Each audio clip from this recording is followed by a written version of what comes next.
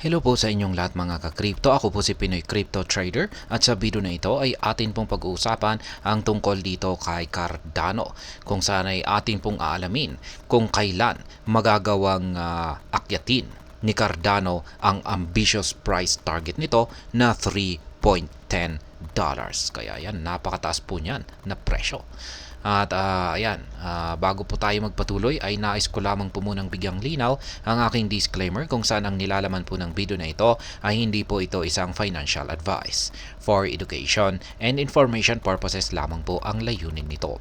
Maliban po dito ay nais ko na rin pong magbigay babala na wala pong kahit anumang group chat ang Pinoy Crypto Trader. Ayan. Ang sabi po rito ay itong si Cardano ay meron po kasi siyang napakagandang ecosystem kung saan ay patuloy po itong nag-i-evolve at lumalago at nagpo-promote ng decentralization. Yan, at ang focus po nito ay isang malakas na pundasyon at ito ay nakatuon sa kanyang long-term potential. Ayan. Yun nga lang at mabagal pero steady naman yung kanyang paglago. Kaya ayan, ang presyo ni Cardano ay hindi po talaga siya nag-i-skyrocket na tulad po ng ibang mga altcoins dyan. Slow at saka steady pace lamang po siya. Kaya dahil dito ay pinagkakagulan po ngayon itong si Cardano yan sa kanyang community. Kasi maraming mga investors ang dismayado at nag-aabang sa isang breakout na magaganap dito kay Cardano. Kaya yan nga, meron akong nabasa na isang komento kanina na talagang nakikita ko po na dismayado talaga siya kay Cardano. Ngayon ay meron po tayong mga predictions dito sa mga crypto analyst kung saan ay ayon po sa kanila ay mabagal po talaga ang momentum nitong si Cardano. Yan, gayon pa man ay may mga crypto analyst po na bullish pa rin ang kanilang pananaw dito kay Cardano. Kung saan ay sila po ay naniniwala na itong si Cardano ay meron pa rin siyang kakayahan na akyatin ang mataas na presyo. At ito ay maaring niyang magawa sa nalalapit na panahon. Kaya yan, meron pong ibinahagi rito ang isang crypto analyst na si Alexander Ligolas. Ayan, yan po siya. At ito po ay ang kanyang positive outlook dito kay Cardano.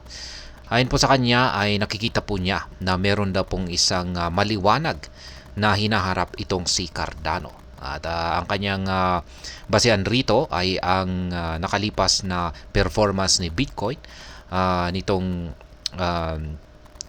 nakalipas na Bitcoin halving cycle. And ayon po sa kanya ay inabot po ng 292 days itong si Cardano para malampasan ang presyong $1. Yan po yung nangyari nitong nakalipas na halving event. Ngayon ay meron na lamang pong 46 days. Meron lamang pong 46 days ang nakakalipas mula noong nagkaroon po tayo ng Bitcoin halving dito sa mga nakaraang buwan.